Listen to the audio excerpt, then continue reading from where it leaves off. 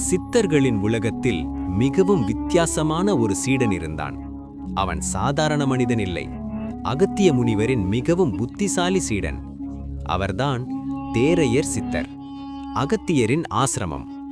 பழமையான காலத்தில் பொதிகை மலையில் அகத்திய முனிவரின் ஆசிரமம் இருந்தது. அங்கு பல சீடர்கள் இருந்தனர். ஆனால் அவர்களில் மிகவும் புத்திசாலி ஒருவன் தேரையர். மருத்துவம், மூலிகை அறிவு, யோக ஞானம் அனைத்தையும் விரைவாக கற்றுக்கொண்டான். ஒரு விசித்திர நோய்.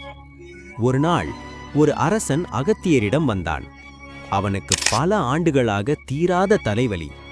பல வைத்தியர்கள் முயன்றனர், ஆனால் யாராலும் குணப்படுத்த முடியவில்லை. பெரிய ரகசியம். அகத்தியர் தியானித்து பார்த்தார். பின்னர் சொன்னார், இந்த அரசனின் தலையில் ஒரு தேரை குட்டி இருக்கிறது. அதனால்தான் அரசனுக்கு தலைவலி.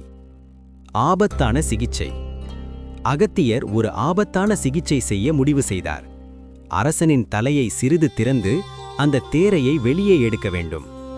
அனைவரும் பயந்தார்கள். ஆனால் தேரையர் அமைதியாக இருந்தார். தேரையரின் புத்திசாலித்தனம். அப்போது தேரையர் ஒரு யோசனை செய்தார். ஒரு பாத்திரத்தில் தண்ணீர் வைத்து அந்த தேரையை ஈர்க்க முயன்றார்.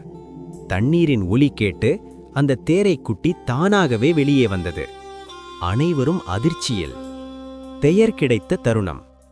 அகத்தியர் மகிழ்ந்தார். நீ தேரை குட்டியை வெளியே எடுத்தாய். இனி உன் பெயர் தேரையர். பின்னர் தேரையர் மகத்தான சித்தராக உயர்ந்தார். பல மூலிகை நூல்கள் எழுதினார். மூலிகை ரகசியங்களை உலகிற்கு கொடுத்தார். இன்று வரை தமிழ் சித்த மருத்துவத்தில் ஒரு பெரிய பெயர் தேரையர் சித்தர். ஒரு சீடன் தன் அறிவால் வரலாறு உருவாக்கிய கதை இது.